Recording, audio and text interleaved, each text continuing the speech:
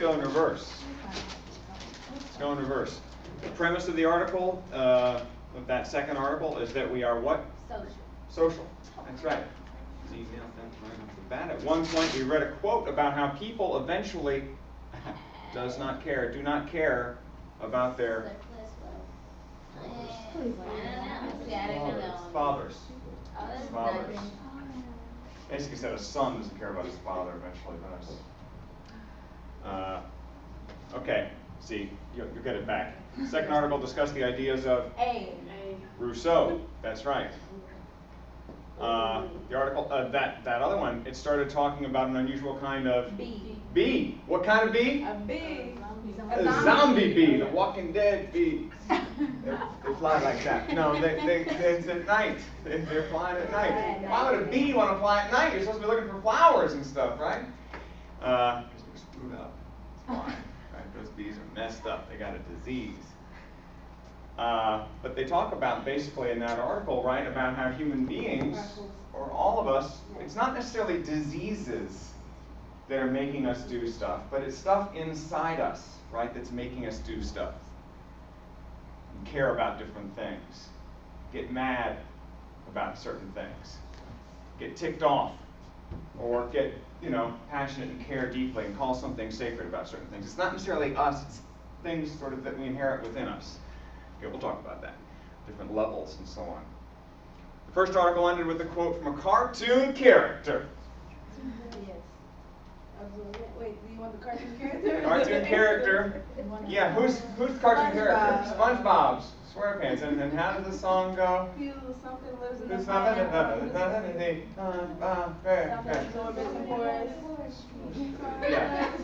absorbent and porous is he. I didn't even know that's what he said, or that we sang.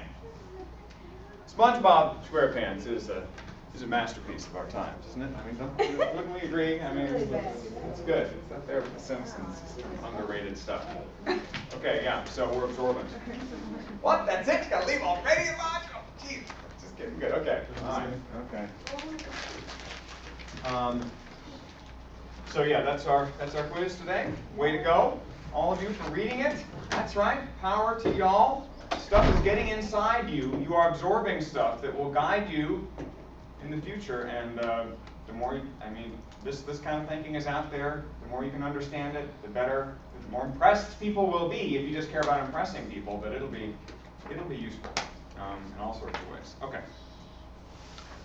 Today, well, can I go back to the readings here a little bit, just so we don't forget here? This is sort of about nested systems, right? We defined nested systems earlier. We talked about nested systems, systems within systems. So those viruses, those diseases that people get inside them, worms, it can get in dogs and stuff like that. I know, hopefully Morgan, our dogs are going to be fine, but there are systems within those systems. Could you have cultural values, like value systems that get inside you and make you care about stuff? I mean, you could, right? Yeah, sure. Sort of your own history and so on, and looking back to the past could get inside you, because you know about that's going to come around next time, that these patterns, you guys know you're going to graduate, you're going to be on the job market, you're going to have a resume to send out, or a CV, or an application or something. You know you're going to have to request letters of recommendation. Maybe that sort of thing is on your mind, and so that's sort of another level, if not a system, that you're referencing yourself to.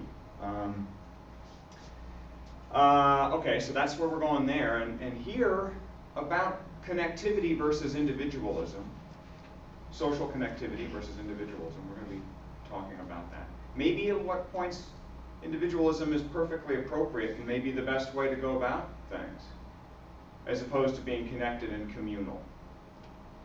By the way, here, let's pause here. When would you want to be individualistic, looking out for yourself, able to cope on your own, self-sufficient? Yeah, after a natural disaster, when all the infrastructure is down. Speaking of zombie bees, I just finished episode 4, I think that's the last one on Netflix of The Walking Dead.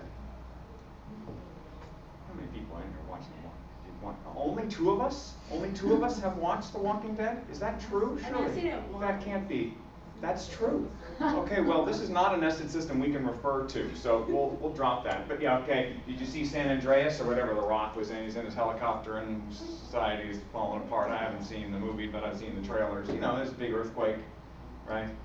And, oh, you don't know about that either? Okay, well, it's good that you've been living in caves and you're warm there and isolated and everything. But yeah, there's that in that case, right? There's no other. All the systems have been leveled, and you're on your own, right? You don't have any more connections. In America, okay, check this out. Wes, you with me? Watch this. Who am I referencing here? He's the only other male in class, so it comes naturally to us. This kind of Cowboy? Yes, thank you. You roaming the wild. Dr. Demerath, I rode horses for 18 years. You don't do it like we that? do not Yes, you that. do it like that, man. No, Sure, of course you do. You do that all the time. That's what I was like, no. That's because you weren't riding Western. Okay. No, I rode Western. What am I doing wrong? That's Okay. I don't have the background music. I don't have the kind of. Okay. But anyway, you're out in the wilderness. You're well, or on the frontier. Very few things to, to count on. So what do you got to carry with you to make sure you're safe? Gun. Carry a gun, right? Definitely have that every day. Right? Yeah, Maddie always carrying a gun, sidearm. Yep. So individualism, there may be a time when it's appropriate. And Rousseau was going back to that sort of more primitive state, to say this is our natural state, to be individuals. And the counter-argument is that, bullshit, you were never an individual. You were always counting on people from the moment you were born. Suckling on your mother's, etc. Right? So that's the other argument in this, and those systems, San Andreas systems, and The Walking Dead. By the way, zombie fiction is all about when government arises, what kinds of collaborations and cooperative communities arise after, sort of devastation, and you can't tell who's safe or not. So that's where we're going. That's where we're going. Today, finishing off traditional economics. Finishing off as in burying it. That's right, killing it, really, sort of. Applying the complexity paradigm to economics, and using Dr. Dante Suarez's insights and his work in it, and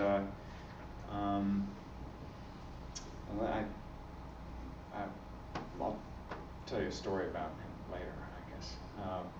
With a new concept, in particular, that we have not gone there before. It's a useful concept. People use it a lot outside of the natural sciences, so maybe it's understandable we didn't have it until now, though I could have talked about it in the psych and social sort of sections. Agency. And what is agency? What does it refer to, agency? And you could put in parentheses, I hope we get there, distributed agency. Distributed agency. And that's really to get at agency on different levels.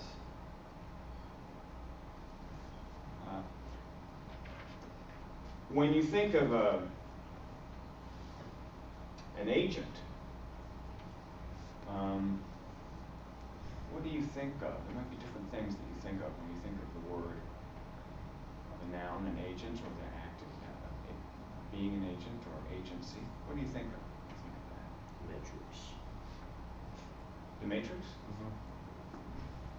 How is that in there?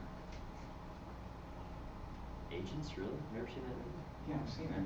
Oh, because they're secret agents out there, Not secret dressed up in agents. black? Well, help me out, Wes. What do you talking You've about? never seen The Matrix? Yeah, I've seen it. How long has it been? 'Cause, It's been like 10 years or something. Okay, well, never mind then. Okay. Well, what do you think of when you think of agents and agencies? Sicknesses, diseases, parasites that act as agents. Okay, diseases or parasites that are acting sort of as agents of, on their sort of their own behalf. Yeah. Okay. What else do you think of when you think of an agent?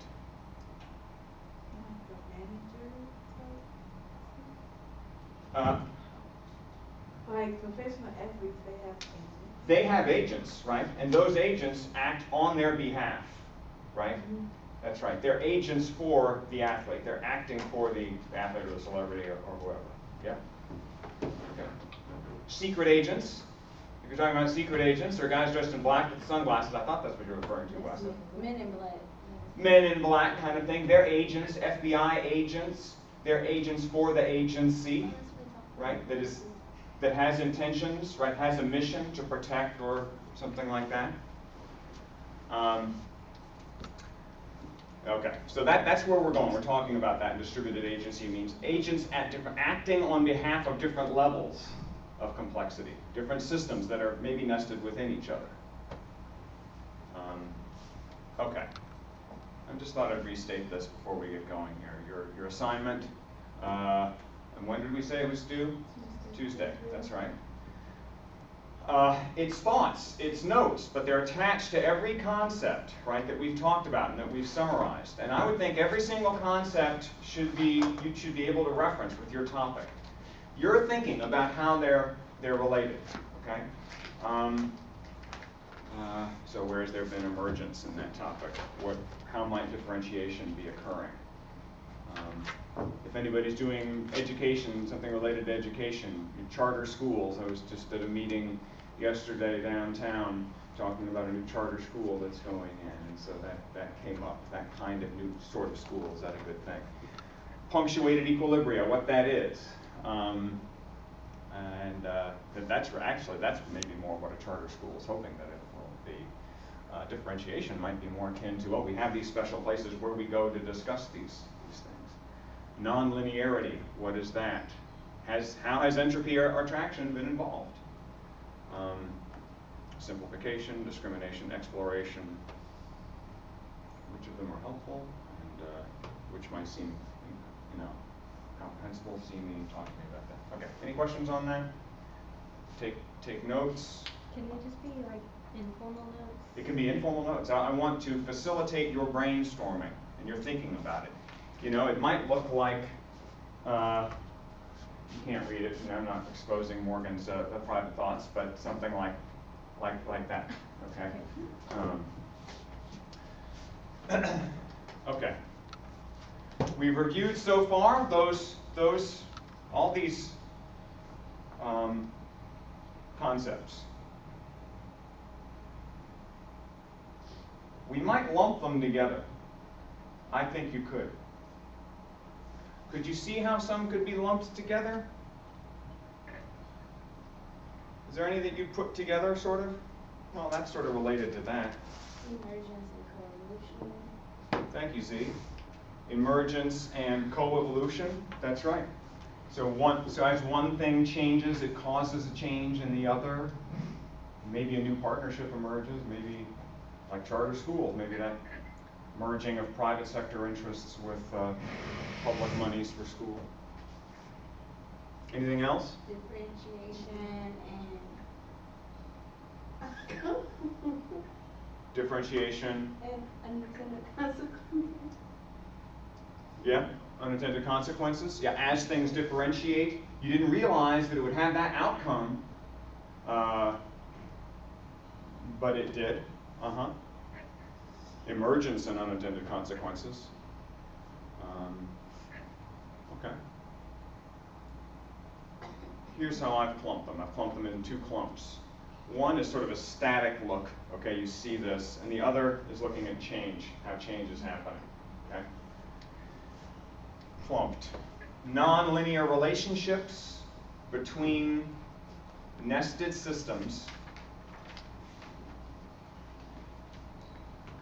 each with their own attractors and points of criticality.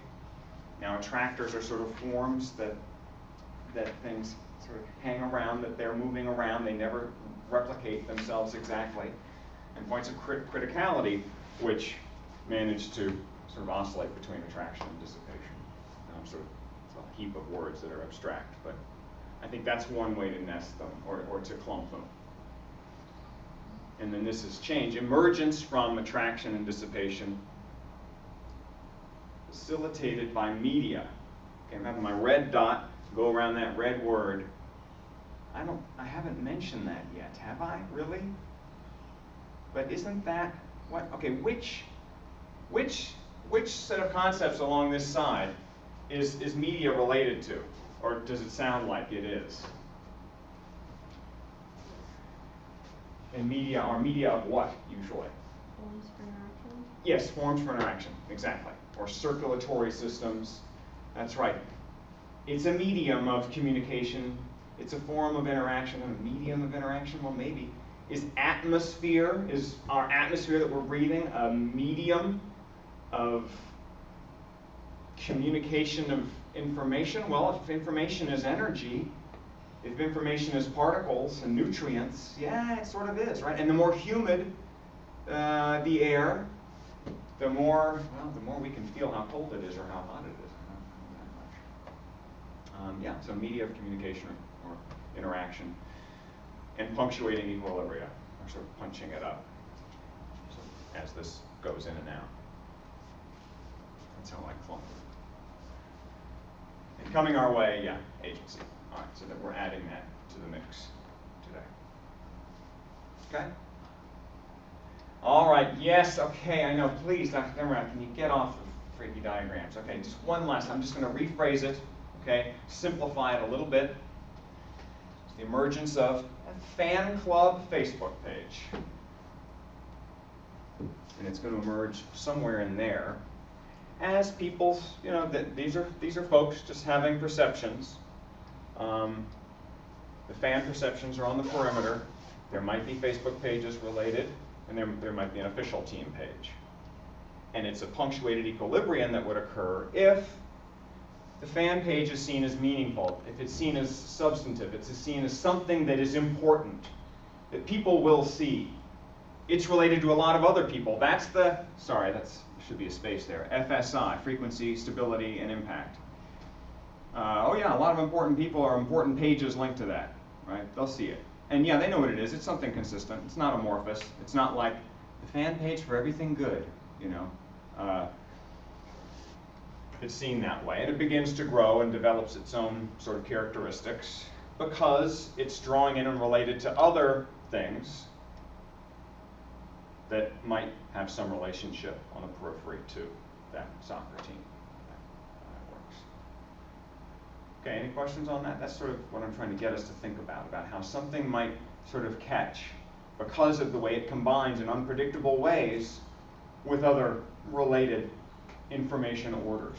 Right? This could be the Shreveport Times. This could be Cabosa, the local soccer organization, something like that. Okay. Got that? Any questions or anything? Okay. You might be able to use this, right, in any of your research topics. I mean, you take this basic framework, okay, and this is how it would work, how I would see it happening. Okay, marginally decreasing utility of capital is sort of where we're picking up from last time. The more you have of something, the less you get out of it. You've seen this slide mostly before, y'all. Utility of money. The more income you have, the less income you need to find use for. And actually Wes said, I'm not sure that works for companies. You add more money and they'll have more stuff to spend it on. I think it might still hold that the money would be spent less urgently, be a little slower output. Oil companies don't necessarily reinvest all that money right away, a little slower use value to it. Cooks in the kitchen, production from a piece of land, we used all those examples. The more capital a country has, the less productive it will be. Needs to be less productive perhaps, and the corollary is that countries will tend towards equilibrium with the same amount of wealth. They'll all sort of even out. Now, what Hans Rosling showed us was how everything is evening out.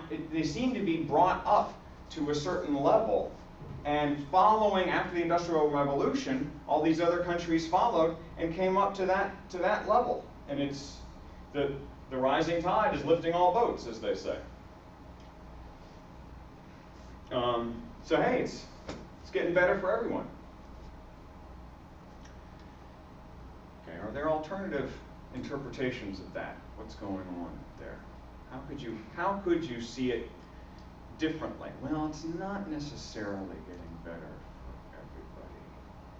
And that's really sort of not the interpretation that you might lead with. What are other interpretations you could make rather than, hey, the world's getting better and more wealthy?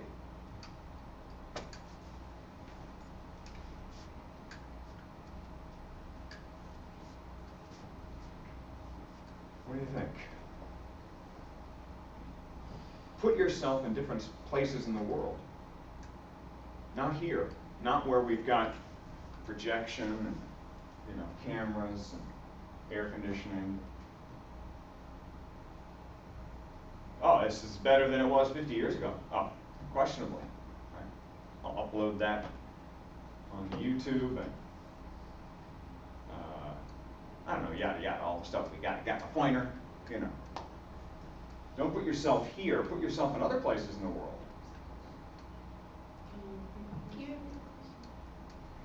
Hans Rosling in the video last time showed for anybody who wasn't here about how countries are getting richer and richer and richer.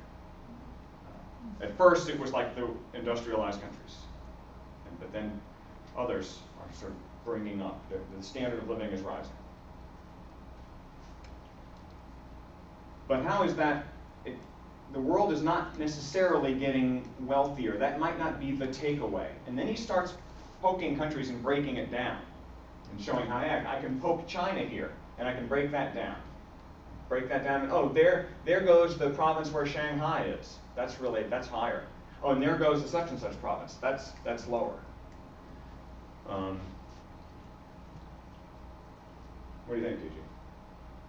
I don't know if this is Go ahead, you on the try. right track, but I can say that like the population, the life expectancy in countries such as Haiti may be getting higher because you have more doctors from here going over there to like do research and treat, sicknesses and diseases that So life's getting better in Haiti. Is that what you're saying? Slowly. But I'm glad you went to Haiti. Haiti's not like this. Haiti's not. Have you been to Haiti? Yeah. It's not that much different from how things were before the Industrial Revolution. Really. No air conditioning there and stuff like that in a lot of places. So you could say, couldn't you, that for a lot of people in the world, it's not getting appreciably better. It's not getting that much better. So how else could you describe what's going on? Wes, you log over there. Yeah. How else could you describe what's going on over the past, 200 years? The range is really large, and certain areas are increasing more rapidly. Like there's inequalities in within the country. Yeah. So the range is large in terms of economies within countries. There's sub-economies within countries. That's right. And in some places, it's really becoming wealthy. In other places, it's not really becoming much more wealthy. In fact, it's getting further and further away from the wealthier people. It'd been interesting to see if you plotted it out on a bell curve, like what it would look like. What it would look like, yeah. Well, let me show you sort of what tends to happen when you have exchange between unequal parties, right? So here's a simulation that I'm going to show you guys, where everybody's given $20, and $20. You're allowed to trade with only the person that you get the. What happens is like everybody puts their names in a hat, like maybe 10 of each name, and So there's 10 Raquels, 10 Morgans, 10 Maddies. We put them in a hat, we mix it all up. And you guys have to draw out, in turn, a name, and you have to buy something from that person, okay, with your 20 bucks, or your pretend Monopoly money, or whatever it is, right? You take turns, right? I'm gonna ask you what you think is gonna happen in a second, right? So, and that goes around, and we keep going around. You randomly draw out somebody, and you have to buy something from them, to, give them some of your money. What do you think happens after a while? After, lots of iterations going round and round? Think everybody stays with 20 bucks? Think it stays like that? What do you think might happen? Gariel, what do you think happens? If it doesn't stay with 20 bucks, what's going to happen? Some people probably get richer, and some people probably get poorer. So some people get richer, so it might become like a bimodal distribution. So you got a lot of rich people, you got a lot of poor people. You think that happens? Michelle, what do you think happens? Is there any other possibility? Now there's Maddie's. It's a bell curve, right? No, some people become poor, some people become rich, but it stays around the 20. That seems like another reasonable suspicion, right? Any others? You're randomly picking out, and you're having to give some money. You have to give money to the country. Sorry? You have to give money to the people who pull. Yeah, you pull. That's right. So maybe Now, after a while, start cheating and then. we're cheating. Yeah, if you pull, say you pull your country once, your name once, and then you pull everybody else's.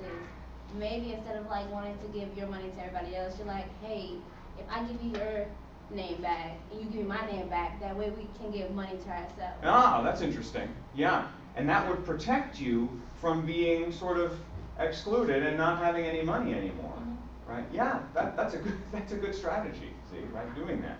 That's not part of the game, so they don't do that. But that's a good.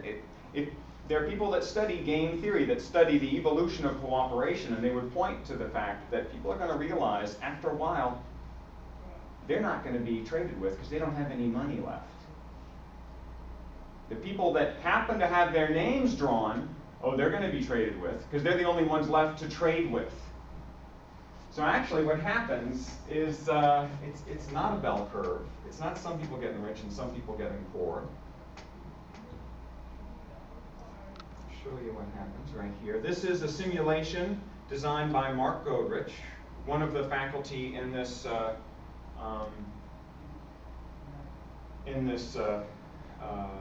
course that's designed this course with me, part of the grant. And there it is at iteration 4. Let me back this up. Okay. So everybody's given 20 bucks. You see, I think maybe I wasn't.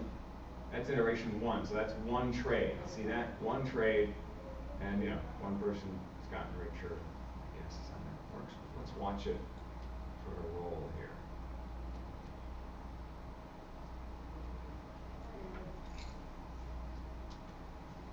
Okay, so now we're up to 37 iterations, right? You still see some people around the middle, right? That's the most common point, right? Around the middle. Healthy middle class, you might say. And you have some rich and some poor. That's Maddie's bell curve, basically.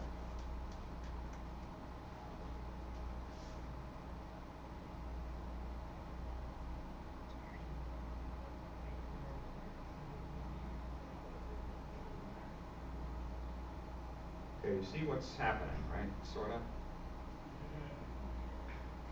Oh, now you see what's happening, right? Yeah.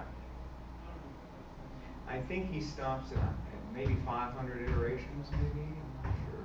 No, keeps going. Computer scientists, they can go as long as you want them to go.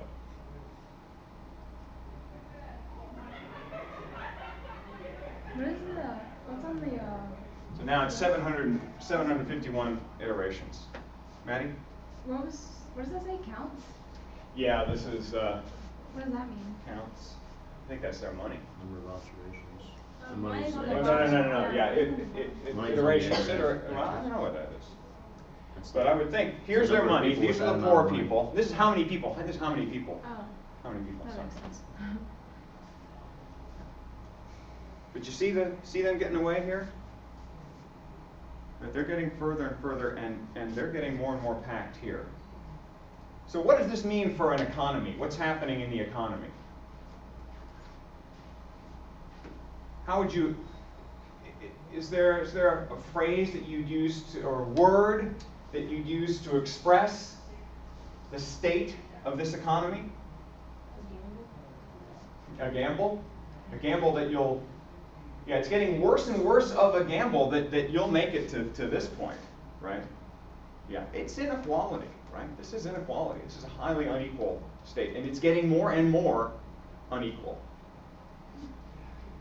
Indisputably, right? So that's what can happen with just a little bit of inequality in a trade system. It gets exaggerated and it gets more and more unequal. So when I showed you that video the other day on Haas Rosling, at Dr. Suarez's recommendation, he says, yeah, have them watch this, and let him know there's a number of us who disagree sort of with his takeaway. That's not the takeaway. That everybody's getting wealthier. Everybody's not getting wealthier. The elites in those countries are getting wealthier. But by and large, there's a whole lot of people down here, and they're getting further and further away from the people up there. Right? So that's what's happening. Now those measures, those overall measures of the GDPs of these economies, as they all float up, they don't reflect those inequalities within each country, right? Those sub-economies, right? That's what Raquel was saying. So, for your notes at this point, whatever you're going to note, a little inequality can lead to a lot, even if it's random. Yes, we've got more videos to see there. You saw other stuff. We're going back. So is wealth evening out? No, it's not evening out. But here's my next question for y'all.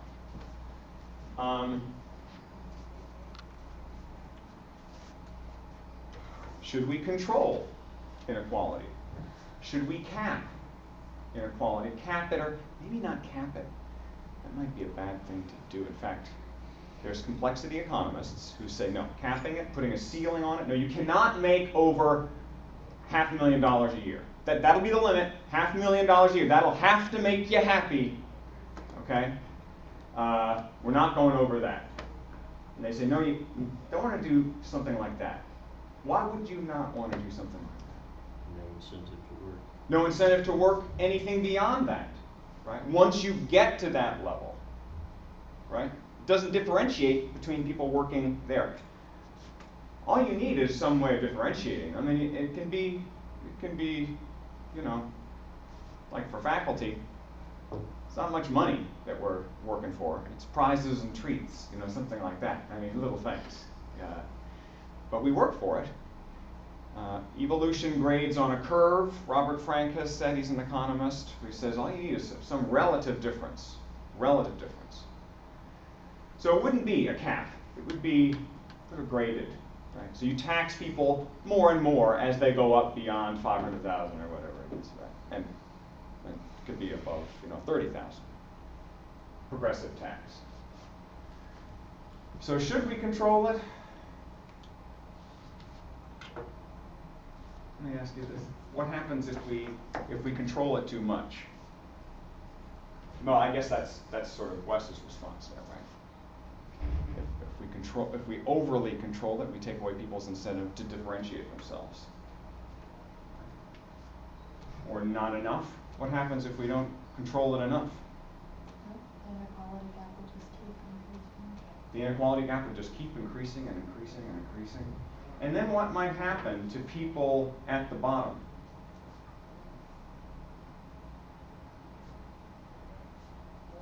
And their motivation. I'm surprised you guys are hesitating on this. God, it's jumping out at me. I mean, I'm like, what's that? Yeah, that there would decrease because they feel like they can't climb the ladder. Yeah, their motivation, but no fucking way. I'm not gonna make it there. There are people that live, I could point in any direction here in Shreveport, but I'm right here on, you know, on Alexander, you know, where Alexander dead ends, that's a pretty low income neighborhood, Greg Street and stuff like that. I'll bet there are guys who are there, women growing up there, who think there's no way they're gonna make it up to this end of the street, where you guys are right now. No way. That's not for them. It's too different. It's too much of a difference. Even though we all know, every single one of us in here, I think, you don't have to be a genius, right? I don't think anybody's a genius in here, although I'm sure y'all are very bright. I have very bright people in here, but we know you don't have to be a genius to make it here, right? You just have to work hard and, you know, really it's pretty accessible, this kind of success. They don't think so. It's a different world. And the resources that it often takes to get here, not just financial, but cultural resources, the knowledge of how to get here, they're isolated from, even though they're right there. You know, not quite a stone's throw, but it's a few blocks down there. And they're throughout Shreveport, sure. Now, a lot of us come from some of those backgrounds, and we've seen, well, yeah, my classmates, you know, back in elementary school, yeah, they're not in the same place. And you know, it would seem different to them. So, inequality can hurt, can damage the productivity of a system, right? Really, if you have a lot of inequality, it really can. Okay, there's Dante again, and his different kinds of faces for different sort of levels of interaction, different media of communication.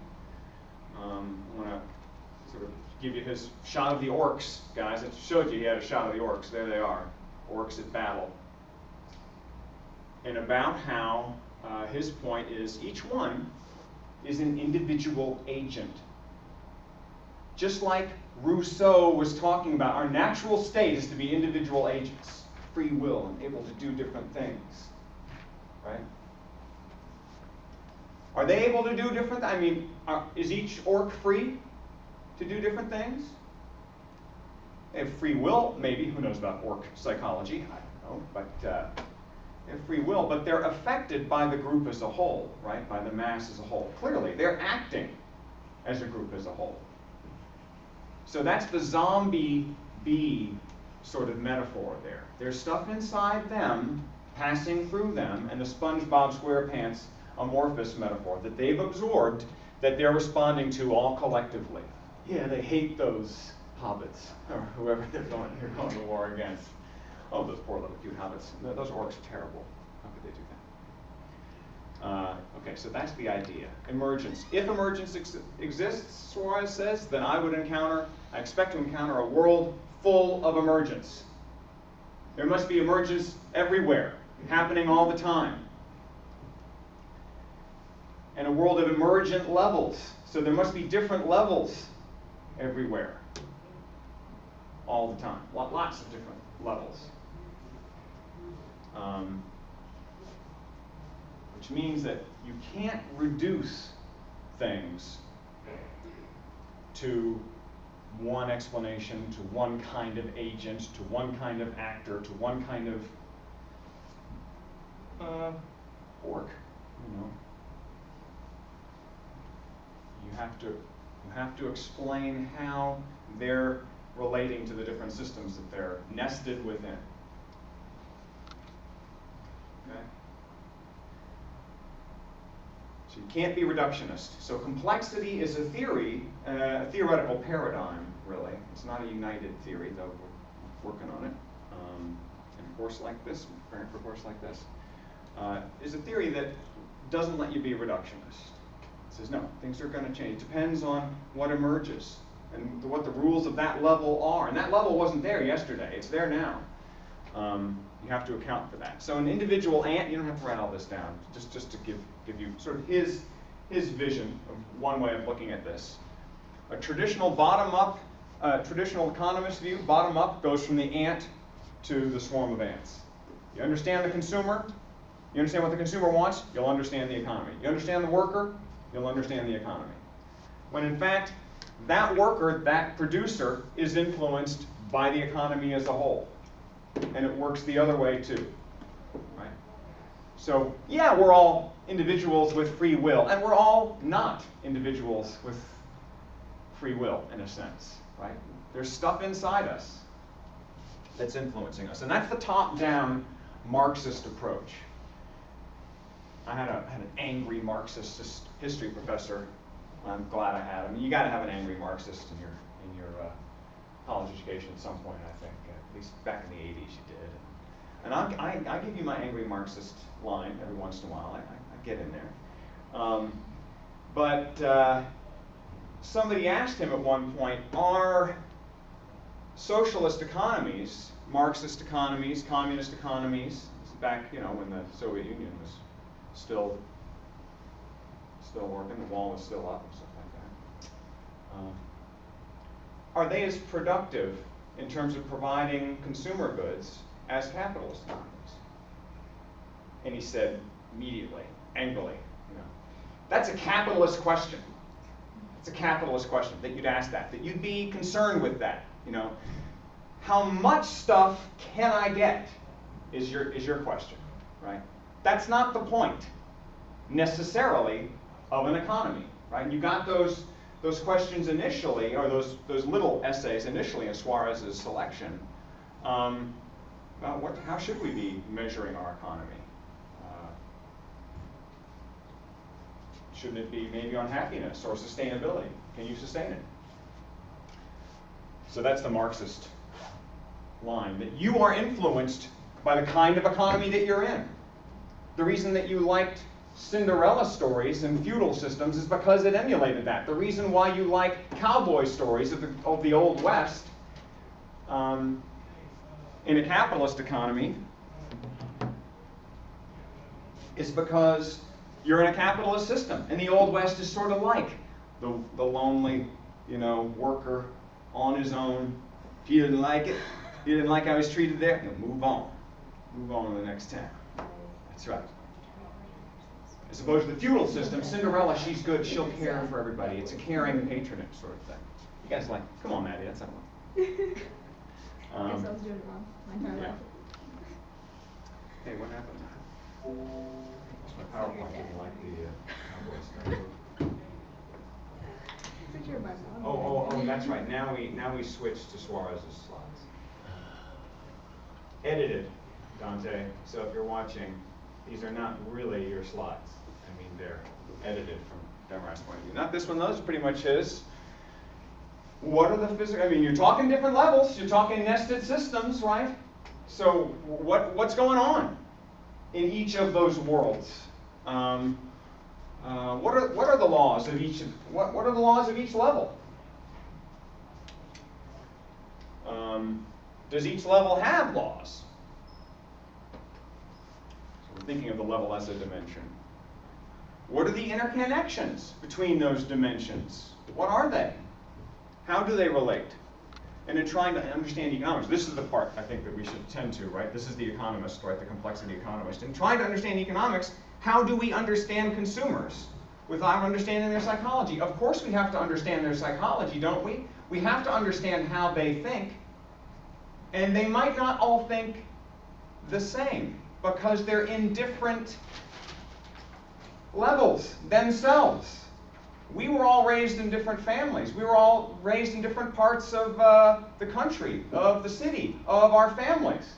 Some of you are early birth order. Some of you are mid-birth order, late birth order. That stuff actually doesn't make that much of a difference, apparently, I'm told. But within the family it does. Within the family, the youngest tends to be more of a performer. The oldest, I forget, I'm the oldest, I must be suppressing that. Middle gets along with everybody.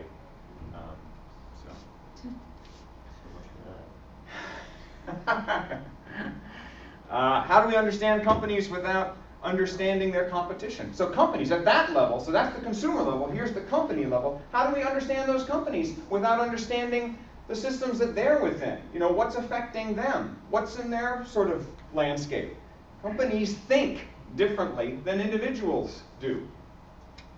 And would even, depending on the industry and so on. Their regulatory environment, their employees, their policies and so on. Okay. So agency. So here we are at agency. Because these are different kinds of agents. A consumer is an agent, a company is an agent. A regulatory agency is an agent. A government is an agent. Okay, so agency. So here we are. The agent Suarez was told about when he was going to school, becoming a college graduate and then an economist. When I went to school, I was told about two types of agents. There's consumers and companies. Households, household income, companies. That's it. They're independent and whole.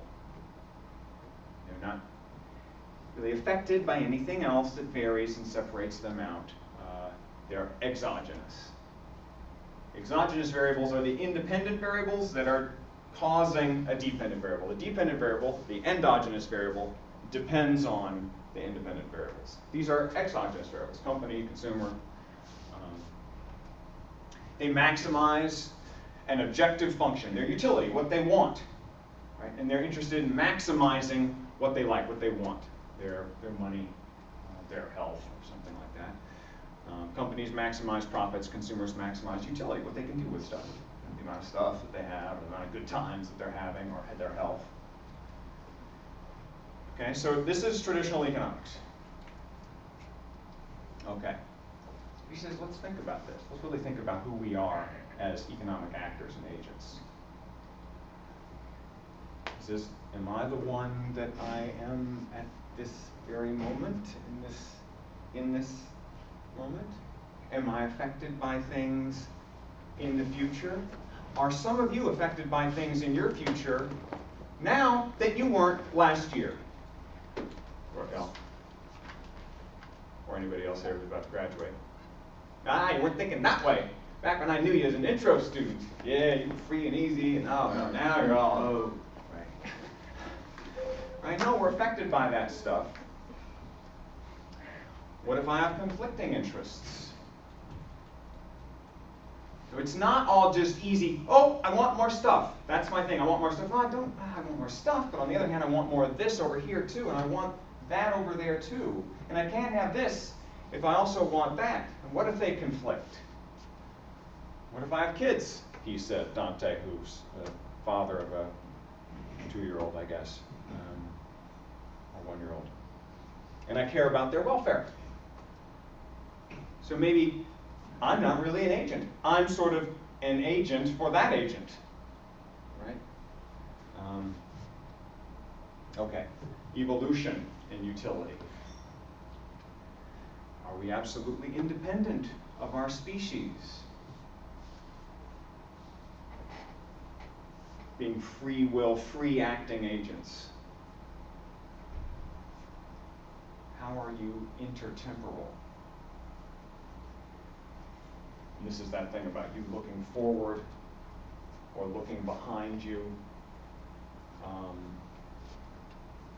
Why do all developed countries have a progressive tax system? Why do we seem to like more egalitarian societies? How is this related to this stuff there? Do you guys see any possible connections to that? To reducing inequality? I'm sure you're all very concerned now that you've seen the simulation about reducing inequality, because you know what it can lead to. And it can leave the world, poor, basically.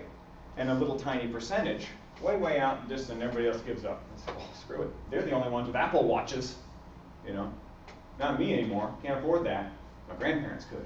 I heard it was good then. That kind of thing. You see the connection between that? Would having a progressive tax system be an intertemporal act? Is that acting on the future? You do that? You tax the wealthier more. The more wealthy you are, the more heavy the tax you have to pay. That's acting on the future, right? You're trying to create a different society in the future, aren't you? Right? When you do that? So you're thinking about that, and you're acting sort of to counter the past. It's intertemporal in a sense. And there may be a way in which we're doing that because we know that we're not separate from our species. This is to go back to that sort of counter-Rousseauian argument that we read about. You're not separate from your species. You're not on your own.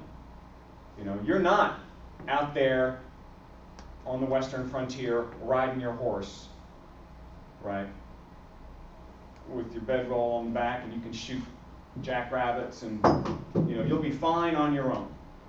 You're not that. You count on the community. Even those cowboys counted on that community, right? They were brought up and born in families and taught how to, you know, ride and rope, all those things. Here's intertemporal agency. This is the utility. This is what the actor likes at sort of time one in that world that they're living, maybe a time plus one, so the next year and the next year. So here you were last year, now here you are now, that's where you'll be next year. And what you've done at this point matters for what you do at the next point. So it's building. Okay, now, I know I was a bit overwhelmed by that first, but it's actually, I figured it out. Dante, it's brilliant, we love it, but it took me a little while to get it. That you have the actor with all these different motivations going different ways. The result is sort of a combination of those resulting actions, a combination of those different motivations, right?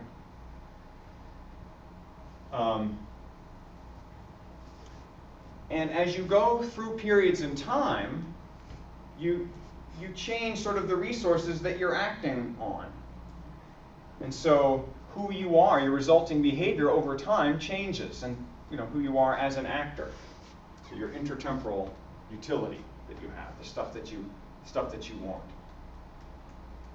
So depending on how hard, you guys remember how hard you worked when you first came to college? Maybe that first assignment, that first night. Remember that? Did you do your homework that first night? I don't know, maybe we're coming from different places here, but I remember working hard right off the bat and then letting my foot off the hill. Oh, this isn't so bad. I can handle this a little bit. That might be like this, right? Those that kept at it would have, you know, would have more to show for it. Okay. Sort of, I don't know, sort of, it's just controversial here. We're going to a place here which could be heavily controversial. Heavily.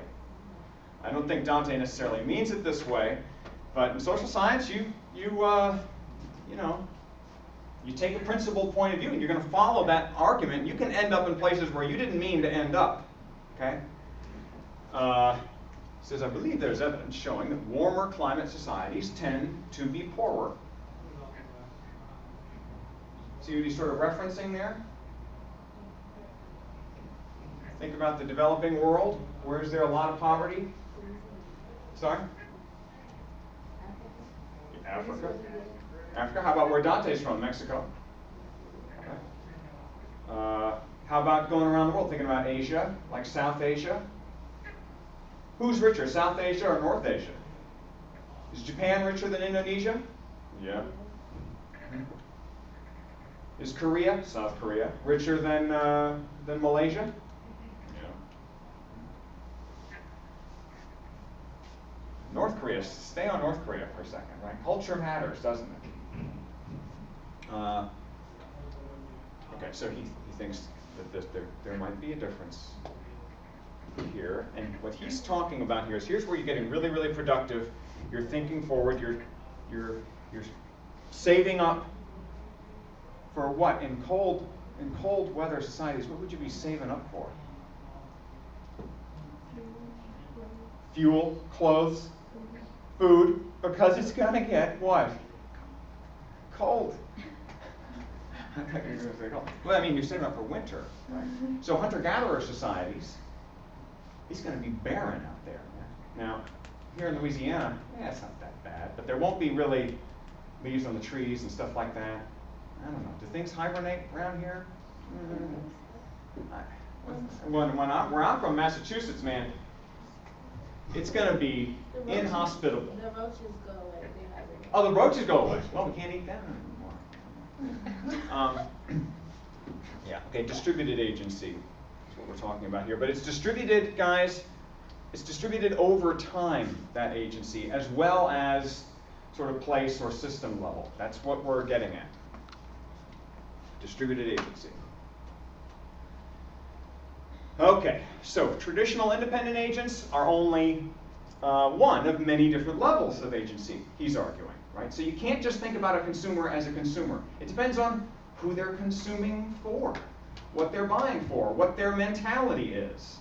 Is the orc at war, or at the head of the battle, or behind in the battle, or not at war, or... Here is the individual, just the simple individual in their utility, right? Instincts, right? Asocial. There's no socialization or anything. And that, once you're socialized just a little bit, you might have, well, I see myself as a self, so that's a very simple person. Here, with a family, maybe not just your own kids, but your siblings and your parents and grandparents, and then, you know, your country or society, which can matter a lot, even though it's large scale. How do we know it matters a lot? Is there any evidence that it matters a lot? What? The country? For people's utility? For what they're willing to do?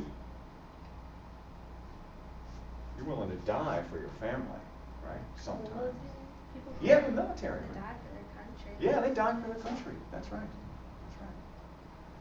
Just this morning on the Writer's Almanac, I think they're talking about, oh shoot, I wish I could remember, a black American intellectual who said, wars are started by the rich and fought by the poor. Yeah.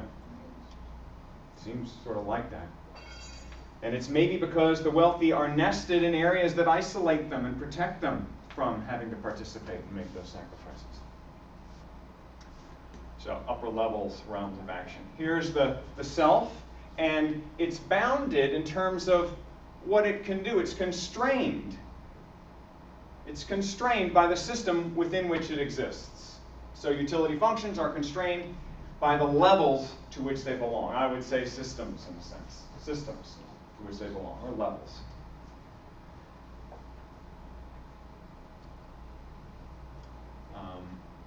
So as they move through, time, there's only certain things that they can do. I'm going to skip over that. I'm going to go to intertemporal agency again. Well, yeah, to remind us of that, and now here's the fun video to watch. Okay, you ready to have some fun? If you're not ready to have some fun, though, we can keep going and take more notes. You want? Oh, okay, you do want. Okay. All right.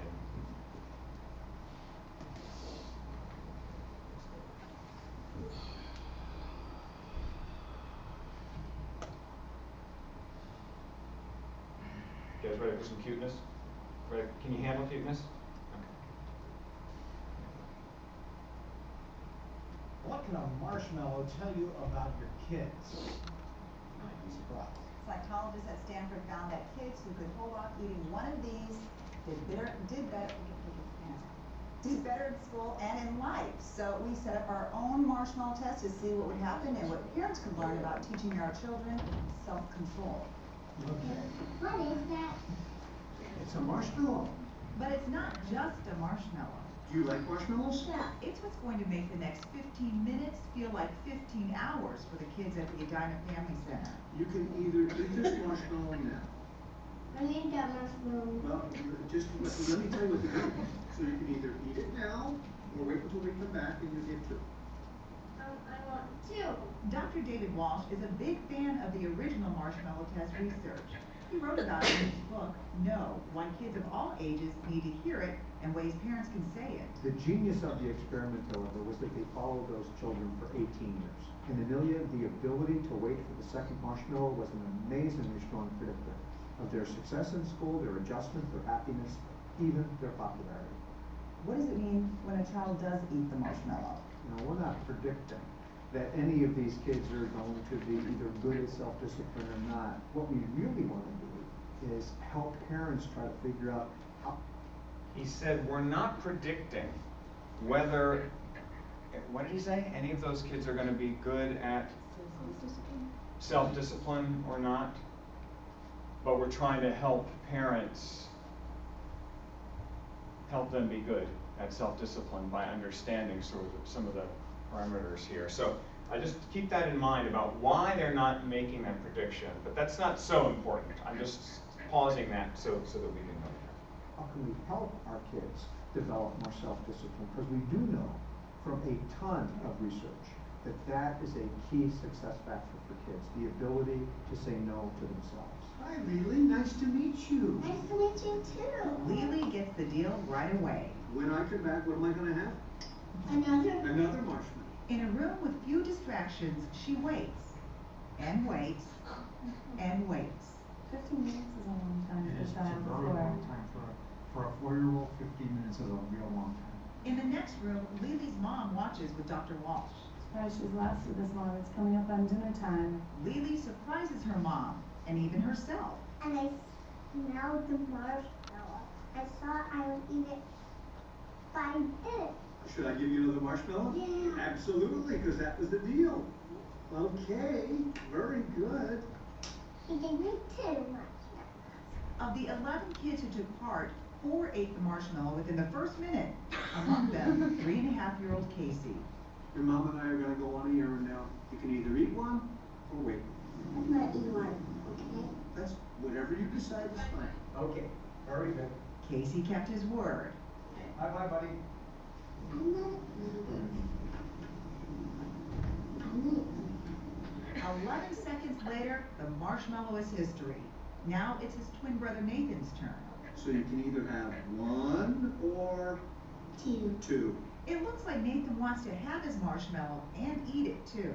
I have to decide with this much. For 15 minutes, he touches and licks the marshmallow. He holds it inside his mouth. Yeah, what does Eat exactly mean? Now, I didn't really bite into it. define eat?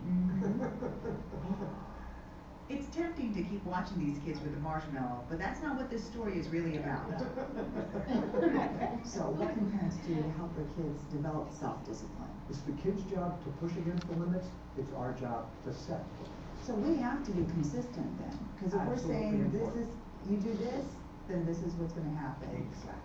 And once you don't do that and you don't follow through, then it's And like they learn starting a lesson. over again, right? Exactly. Or if I say, no, you can have the candy bar, and then 10 seconds later I'm giving them the candy bar, what they're learning is no doesn't mean no. No just means escalate, and I'll get what I want. It's simple, but not easy. Prior generations had a culture that supported the message of no.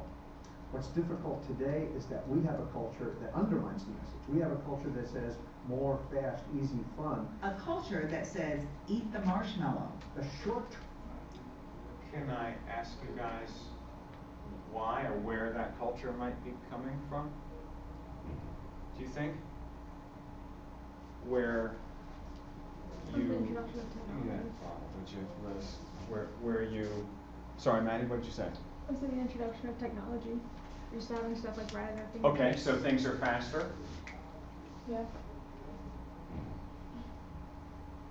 You didn't get that? Are you a commercial for diet? I'm doing a commercial. Oh, it's wonderful. Oh, all the time, right? Right, we get ads. You're wearing ads right now. Maddie's wearing a Nike symbol, right? I mean, sort of. No offense. It's great, but thank you for the prop. But there's something about that, right? A market sort of economy pushing for that level. That level's become so powerful, right? That it, to consume. That we might receive that a lot. Maybe that's part of it. We'll get ads. You'll know about the movies that are coming out this weekend. I mean, I will. I'll know about the games that are being played this weekend. I'll feel like I'm sort of missing out and not having that much fun, in a sense, if I watch the ads enough, if I'm not going to those movies, watching those games. Right? And they can fool us into doing things that maybe aren't that much fun. Watching TV is supposed to be, of all the things that we do, that we say we do during our leisure time, watching TV is supposed to be the light on my face. The least pleasurable thing you do. God damn, really? Yeah, and we do it the most of anything in our leisure time. But when you rate how happy people are while they're doing it, you buzz them. The Chicago psychologist Csikszentmihalyi, I think is how you pronounce his name, published Flow, buzzed them periodically through the day, and they quickly write down how pleasurable that they're doing, what they're doing is. TV, the least pleasurable, but they're doing it the most. You know. They must So. not be doing it right. What's that? Yeah, they must not be doing it right. They must not be doing the right TV. Yeah. Or They won't watch The Walking Dead, I'll tell you that much. Yeah. Right. Well, maybe maybe it escalates and changes. But what people like the most is interacting with other people. By the way, so but that marketing culture can make us do things that aren't so healthy necessarily. Okay. All right. Watching the end here. Term relief of giving kids what they want, we pay a long-term price for that. Turns out the agony of waiting for the marshmallow or a computer game or a car might actually help your child. We all know that life does deal challenge, frustration, and disappointment. Well, we want our kids to be able to handle that. Well, how will they be able to handle that if they don't get practice? Dr. Walsh says, in the marshmallow test and in life, I waited. You did wait, didn't you? And now? good things come to those who can wait. Dr. Walsh has launched a movement called Say Yes to No, and it's all about saying no to your kids and teaching them to say no to themselves. Of course, it's just as important to catch your kids doing the right thing and acknowledging it. To know more about the initiative, go to wcsco.com/links. You'll also find extra videos of some of the kids in the marshmallow test, and the ones that did last 10 seconds. To those who got the extra treat in the next sport, one clip. Everyone in the newsroom has been watching it all day. Okay. Go ahead. Ask me if you can have an extension on that assignment. No, you can't have an extension on that. But there has to be Small. a reward. What's that? There has to be a reward after. Am I supposed to reward you? Yeah. Self-deception. Should I bring marshmallows? I'll bring. Well, you get reward, man. It's called a grade. Is what it's called. That's not good. You want me to bring marshmallows? Yes. Green smoothies with kale and There we go. banana. I'm telling you, I'll get you on this stuff. You'll love it. Did you juice them? No, just a smoothie. I heard that It's takes easier. out the nutrients. The what? The juicing takes out the nutrients. Yeah, well, it takes out the fiber. So. All right, guys. Thanks. To be continued. Yeah.